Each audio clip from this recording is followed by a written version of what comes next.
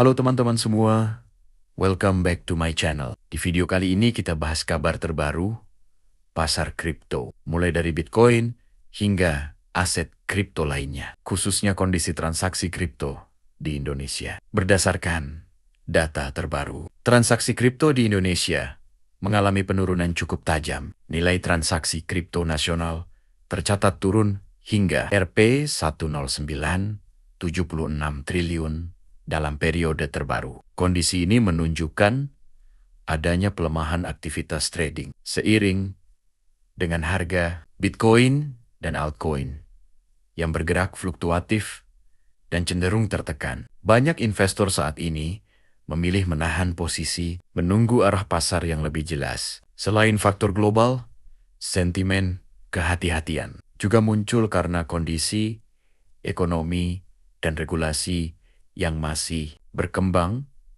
Namun di sisi lain, jumlah investor kripto justru terus bertambah, menandakan minat terhadap aset digital masih ada meskipun aktivitas transaksi menurun. Kedepan, pasar kripto diperkirakan masih akan bergerak dinamis, dengan Bitcoin tetap menjadi penentu utama arah pasar, sementara altcoin berpotensi bergerak mengikuti sentimen dan volume. Selanjutnya kita bahas kabar besar dari salah satu bursa kripto terbesar di dunia, yaitu Coinbase. Coinbase baru-baru ini mengangkat mantan Menteri Keuangan Inggris, George Osborne, untuk memimpin Dewan Penasihat Internal mereka dalam strategi global. Osborne sebelumnya sudah menjadi penasihat sejak Januari tahun 2024, dan sekarang posisinya diperluas agar lebih aktif berhubungan dengan pembuat kebijakan di seluruh dunia, terutama di Inggris dan Uni Eropa. Langkah ini bagian dari upaya Coinbase untuk memperluas pengaruhnya dalam regulasi kripto di luar Amerika Serikat, menghadapi tantangan regulasi serta peluang adopsi aset digital. George Osborne sendiri dikenal memiliki pengalaman panjang di pemerintahan dan dunia keuangan. Dan dia menyatakan bahwa posisinya ini memberi kesempatan untuk mempelajari lebih dalam revolusi yang dibawa oleh blockchain, stablecoin, dan tokenisasi dalam sistem keuangan global. Dengan peran ini, Coinbase berharap dapat memperkuat hubungan dengan pemerintah dan regulator di banyak negara, serta mendorong penerimaan dan regulasi yang lebih jelas bagi teknologi kripto.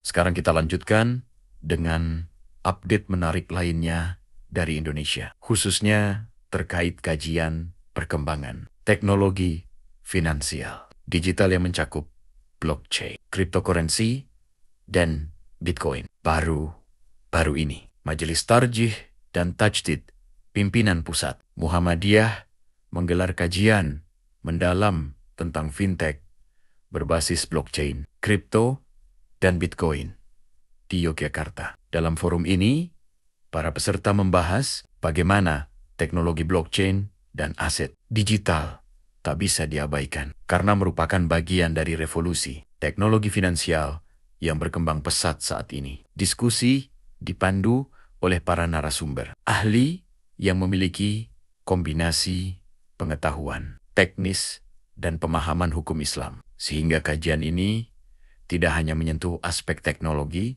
tetapi juga implikasi etika dan syariah.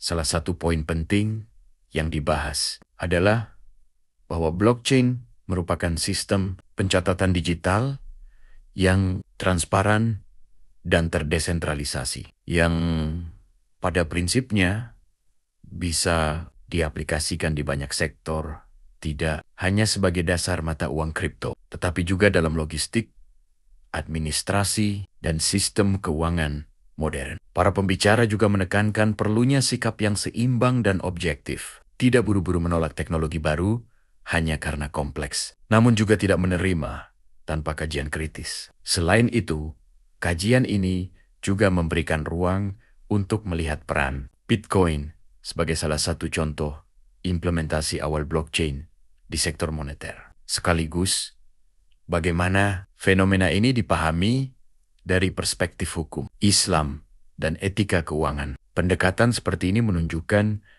bahwa organisasi besar seperti Muhammadiyah aktif mengikuti perkembangan teknologi finansial global, termasuk diskusi tentang risiko dan manfaatnya, sambil tetap memperhatikan nilai-nilai moral dan syariah dalam kajian mereka. Sekarang kita masuk ke bagian info terkini dari toko kripto tentang market sinyal kripto, analisis teknikal, dan peluang pasar untuk Desember tahun 2025. Toko kripto menghadirkan sinyal harian yang berfokus pada 3 aset kripto yang menunjukkan potensi pergerakan harga signifikan berdasarkan data indikator teknikal terbaru. Pertama, USDC atau USDT terlihat mulai membentuk rebound setelah sempat menyentuh area support kuat. Selama harga bertahan di atas level support ini, peluang untuk terus naik menuju resistance terdekat masih terbuka. Dengan indikator RSI yang memulai arah naik, kemudian BART9 menunjukkan momentum bullish yang mulai hidup dengan harga yang memantul dari area support dan RSI yang menunjukkan kekuatan tren meningkat. Ini memberi sinyal bahwa tren naik bisa berlanjut dalam jangka pendek. Terakhir, ada HEMI atau USD yang sedang membangun struktur higher low yang juga bisa menandakan momentum naik dalam pergerakan harga dengan level resistance sebagai target selanjutnya.